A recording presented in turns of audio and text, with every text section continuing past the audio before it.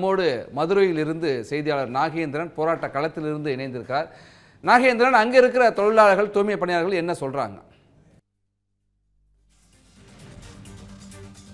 வணக்கம் மகேஷ். நாம் இந்த மதுரை மாநகராட்சி இந்த தூய்மை பணியாளர்கள் போராட்டத்தில் ஈடுபட்டு வரக்கூடிய அந்த பகுதியில் நிற்கிறோம்.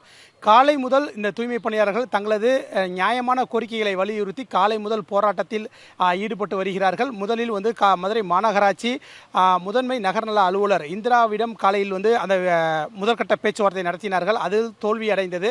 அதனைத் தொடர்ந்து தற்போது மதுரை மாநகராட்சி ஆணையர் சித்ரா விஜயனிடமும் அந்த இரண்டாம் கட்ட பேச்சுவார்த்தை நடத்தினார்கள். அதுவும் தற்போது தோல்வி அடைந்ததன் காரணமாக தூய்மை பணியாளர்கள் தற்போது இரவு உணவிற்காக சமைக்கும் அந்த பணிகளை மேற்கொண்டு வருகின்றனர். அந்த காட்சிகளை தான் நாம் பார்த்து கொண்டு இருக்கிறோம். இப்போது இந்த போராட்டத்தில் ஈடுபட்டு வரக்கூடிய இந்த தூய்மை பணியாளர்களில் சங்க நிர்வாகிகள் நம்மிடம் இருக்கிறாங்க. இப்போ இந்த பேச்சுவார்த்தை நடைபெற்றதில் என்ன மாதிரியான தீர்வு ஏற்பட்டிருக்கு, இப்போ பேச்சுவார்த்தை என்னன்றதை அது குறித்து பேசுவதற்காக அந்த நிர்வாகிகள் பூமிநாதன் நம்மிடம் இருக்கிறாங்க. அவங்களே பேசலாம் சார். இப்போ இரண்டாம் கட்ட பேச்சுவார்த்தைக்கு மாநகராட்சி ஆணையர்கிட்ட போய் பேச்சுவார்த்தை நடத்துறீங்க, அது இப்போ என்ன சார் ஆச்சு? முதல் கட்ட பேச்சுவார்த்தை தோல்வியாயிருச்சு. இரண்டாம் கட்ட பேச்சுவார்த்தையும் உயர்திரு ஆணையாளர் அவர்களிடம் பேசினோம். அவர்களும் தொழிலாளர் மீது அக்கறை கொள்வது போல் தெரியவில்லை. தொடர்ந்து தமிழக அரசை கேட்கணும், அவங்க தான் எல்லாம் பண்ணணும் வைக்கணுன்ற மாதிரி சொல்கிறாங்க. நாங்கள் என்ன சொல்கிறோம்னா, நிரந்தரம் என்பது தமிழக அரசினுடைய கொள்கையாக இருக்கிறது. ரைட்டு. அவர்லாண்டு தனியார் ஒப்பந்த நிறுவனத்தை ரத்து பண்ண சொல்கிறோம்.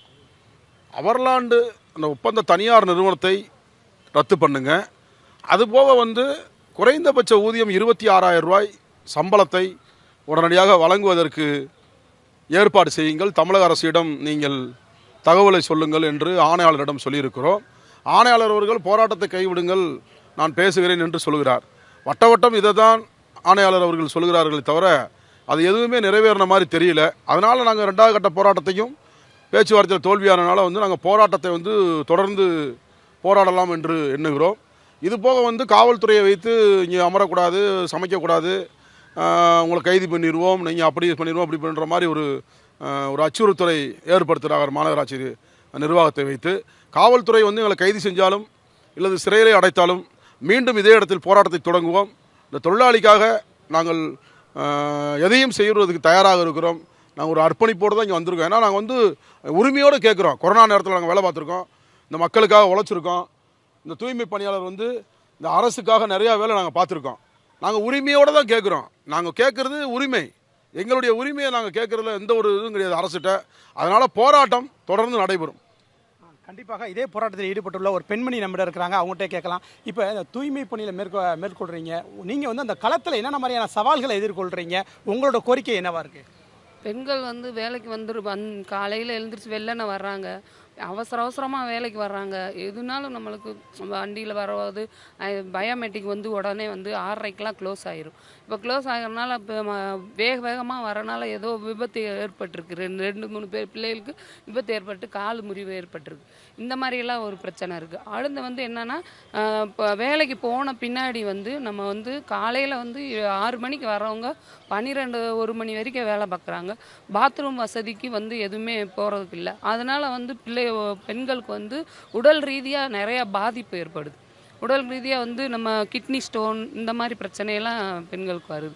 அது இல்லாமல் இப்போ பெரிய பெரிய டப்பாலாம் கொடுத்துருக்காங்க குப்பை அள்ளுறதுக்கு. பெரிய பெரிய டப்பா பெண்கள் தூக்கி போட முடியாது.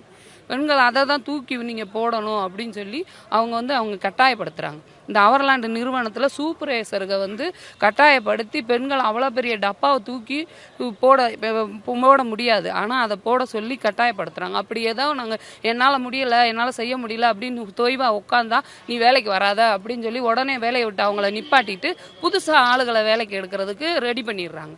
அப்போ அவங்க அந்த புதுசாக வேலைக்கு வர்றவங்க பணத்துக்களை கொடுத்துட்டு வேலைக்கு வந்துடுறாங்க.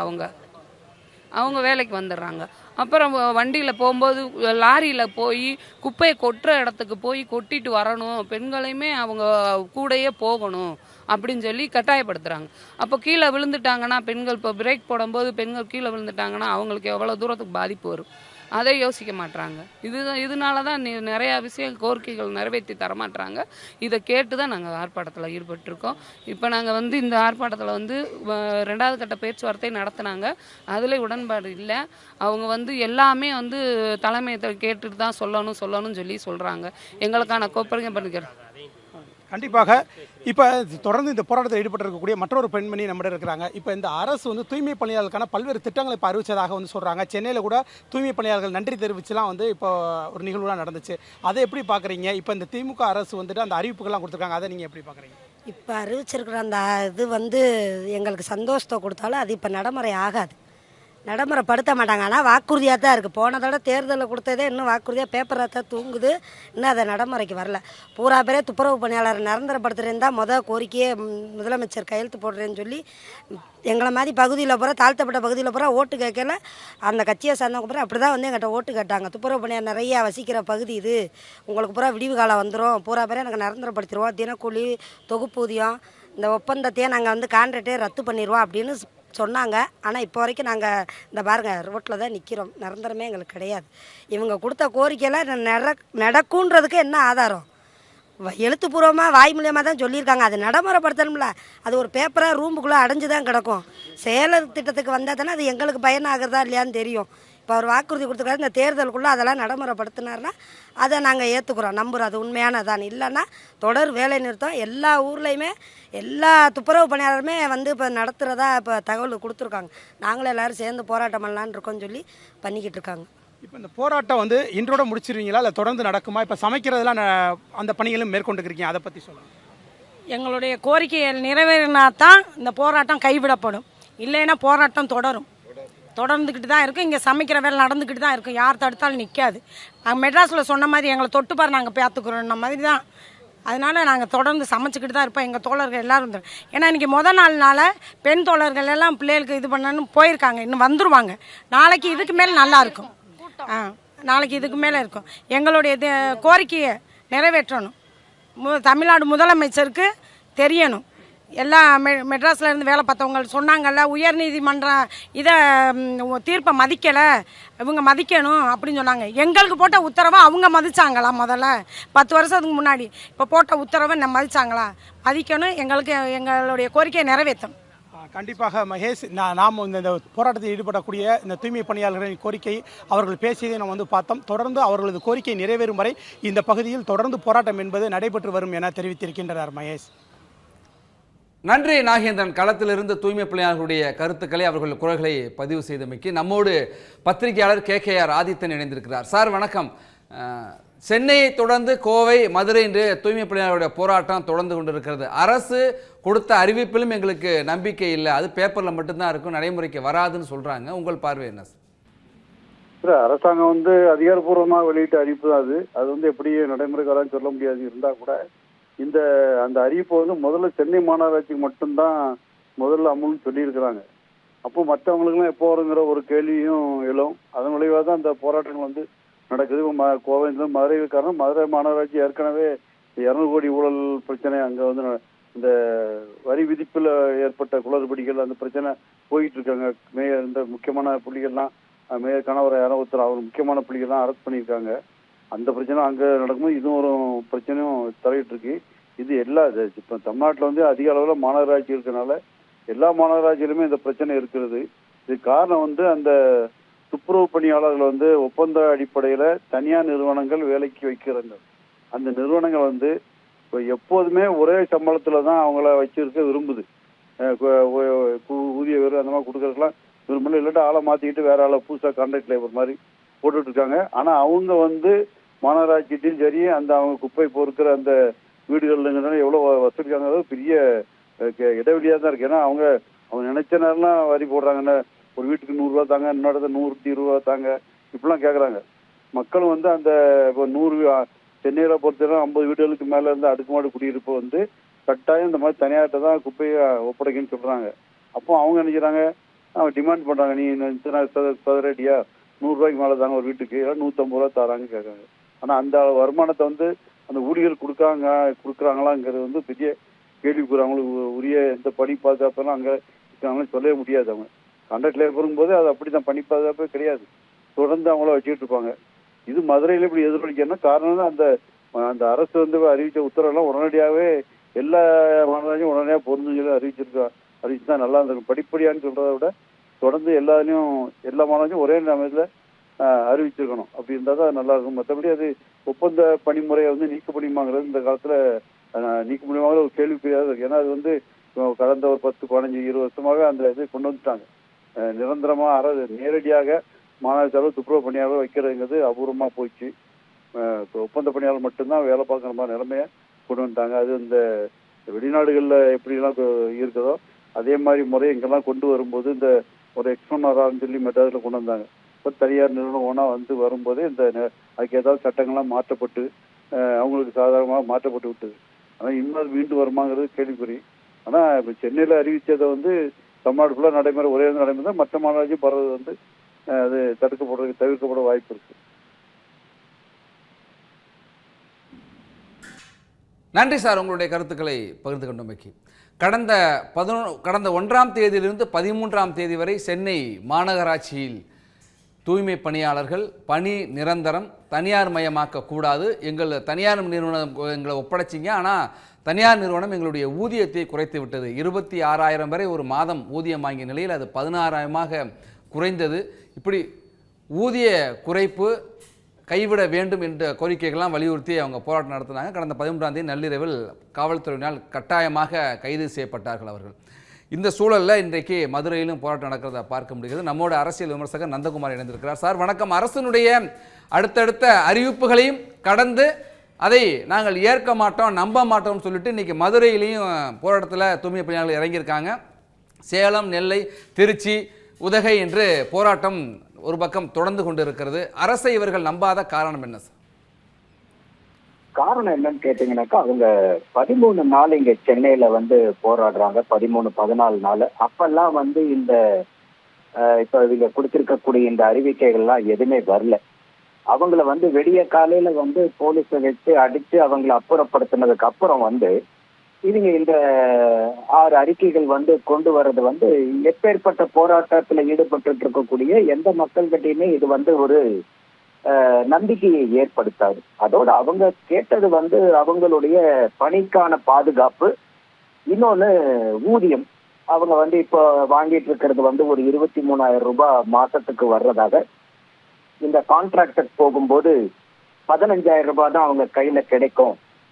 மீதி 8,000 ரூபாய் வந்து இல்லைங்கும் போது இன்னைக்கு சென்னை மாதிரி நகரத்துல ஒரு 23,000 ரூபாய் வாங்குறவங்களுக்கு 8,000 ரூபாய் குறையுதுன்னா, டேக் ஹோம் வந்து குறையுதுன்னா ஆல்மோஸ்ட் வந்து ஒரு 32-33% அவங்களுடைய வருமானம் குறையும் போது எப்படி வந்து அவங்கனால குடும்பத்தை வந்து நல்ல முறையில நடத்த முடியும்? அடிப்படை தேவைகளை கூட அவங்கனால நிவர்த்தி பண்ண முடியாத சூழ்நிலைக்கு தானே போகும்.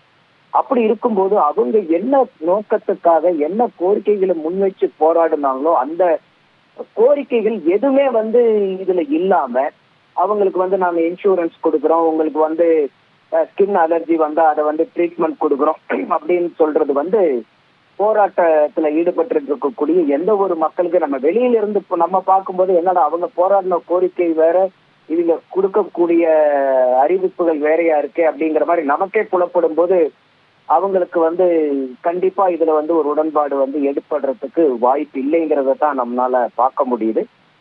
அதனுடைய தொடர்ச்சியா தான் இப்போ, ஏன்னா இப்ப இங்க இருக்கக்கூடிய மக்களை வந்து அடிச்சு காலி பண்ணி அவங்களெல்லாம் அப்புறப்படுத்திட்டோம்னா இந்த பிரச்சனை ஓஞ்சிரும்னு சொல்லிட்டு அவங்க வந்து முதலமைச்சர்களுடைய வீட்டுக்கு கூட வந்து அவங்கள அழைச்சு தேநீர் எல்லாம் கொடுத்த மாதிரி. அதுல வந்து இன்னொன்னு குறிப்பா வந்து இப்ப சவுக்கு சங்கர் அவருடைய யூடியூப்ல பார்த்தோம்னாக்கா அவரு வீட்டுல வந்து யாரு வந்து இந்த மாதிரி சாணி அந்த சாக்கடை தண்ணி எல்லாம் ஊத்தி பிரச்சனை பண்ணினாங்களோ அவர் மேல ஒரு கம்ப்ளைண்ட் கொடுத்திருக்காரு. கோர்ட்ல வந்து அவர் பேர் வந்து ஜெயக்குமார்னு நினைக்கிறேன். அவரு வந்து கோர்ட்ல வந்து இது வரைக்கும் அவர் தேடப்படக்கூடிய ஒரு குற்றவாளின்னு அவங்க கோர்ட்ல இருக்கும்போது அந்த தேடப்படக்கூடிய ஒரு குற்றவாளியை கூப்பிட்டு உட்கார வச்சு முதலமைச்சர் வந்து டீ கொடுக்கிறாருன்னா எந்த அளவுக்கு இது ஒரு மோசமான சூழ்நிலையில இருக்கு பாருங்க அப்படின்னு சொல்லிட்டு சவுக்கு சங்கர் அவருடைய இன்டர்வியூல பூரா பேசுறது வந்து அது ஒரு பக்கம் வைரல் ஆயிட்டு இருக்கு. அப்போ இது எல்லாமே வந்து ஒரு போராட்ட கலைப்பாகட்டும், ஒரு போலீஸ் அடக்குமுறையாகட்டும், இந்த அறிவிப்பாகட்டும், அவங்கள கூப்பிட்டு வீட்டுல டீ கொடுக்கறதாகட்டும், இது எல்லாமே வந்து ஒரு ஆர்கஸ்ட்ரேஷன் பண்ணன மாதிரி இருக்கு. அப்படி இருக்கும்போது எப்படி வந்து போராட்டக்காரர்களுக்கு வந்து இந்த அரசாங்கத்தினுடைய அறிவிப்பு மேல நம்பிக்கை வரும்? அந்த வெளிப்பாடா தான் நம்ம இப்போ இது வந்து சென்னையில மட்டும் இருந்த ஒரு பிரச்சனை வந்து இன்னைக்கு கோயம்புத்தூர், இதுக்கப்புறம் மதுரை, இன்னும் நீங்க சொன்ன மாதிரி பல்வேறு மாநகராட்சிகள் நகராட்சிகள்லயும் இது வந்து பெருகி போகிற அளவுக்கு இத அரசாங்கம் வந்து இன்னும் வந்து ஒரு மனிதாபிமானத்தோட அவங்க கையாண்டிருக்கணும்.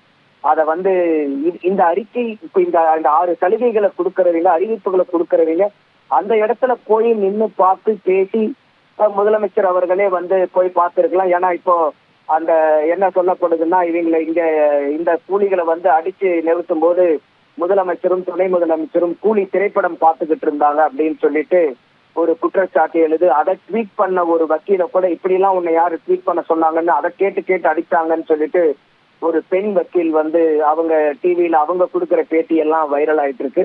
அப்போ இந்த பிரச்சனைய வந்து அரசாங்கம் வந்து ரொம்பவே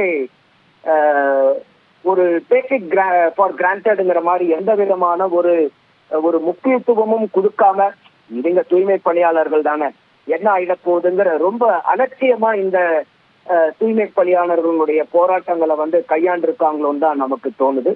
ஏன்னா அவங்க வந்து நமக்கு மழை வெள்ள காலத்திலேயே ஆகட்டும், அதே மாதிரி கொரோனா காலத்திலேயே ஆகட்டும், அந்த தூய்மை பணியாளர்கள்லாம் இல்லைன்னா இன்னைக்கு நம்ம ஒவ்வொருத்தரும், இன்னைக்கு நம்ம உயிர் வாழ்ந்துட்டு இருக்கக்கூடிய நம்ம ஒவ்வொருத்தரும் அந்த தூய்மை பணியாளர்களுக்கு வந்து நன்றி கடன் பட்டவங்களா இருக்கிறோம். அவங்களுக்கு தினந்தோறும் நன்றி செலுத்திக்கிட்டு இருக்கணும்.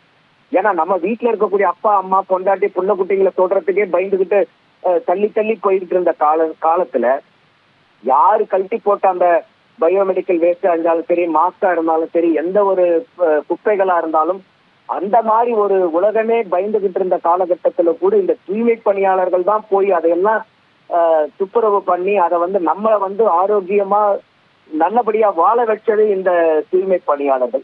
அப்ப அவங்களெல்லாம் எவ்வளவு தூரம் நம்ம வந்து ஒவ்வொரு தமிழகத்துல இருக்கக்கூடிய மக்களும், இந்தியாவில் இருக்கக்கூடிய ஒவ்வொருத்தரும் அவங்கள போற்றி வணங்கணும். அப்ப அவங்க அந்த மாதிரி இருக்கக்கூடிய நபர்களை இந்த மாதிரி ஒரு போராட்டம் செய்யும் போது அடிச்சு போலீஸை வச்சு அராஜகம் பண்ணி அதனுடைய போராட்டத்தை ஒடுக்கணும் அப்படின்னா, அப்ப அன்னைக்கு பாராட்டு கொடுத்தது, அன்னைக்கு அவங்களை போற்றுனது பூராமே வெறும் டிராமாங்கிற மாதிரி ஆயிடும் இல்லையா? அப்ப உண்மையாலுமே அந்த போராட்ட மக்கள் மேல, தூய்மை பணியாளர்கள் மேல அக்கறை இருந்தா இந்த அளவுக்கு தமிழக அரசாங்கம் இதுல ஈடுபட்டு இந்த அளவுக்கு மோசமா கையாண்டு இருக்க கூடாது.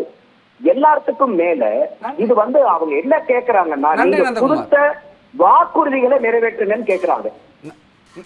நன்றி நன்றி நன்றி நந்தகுமார்.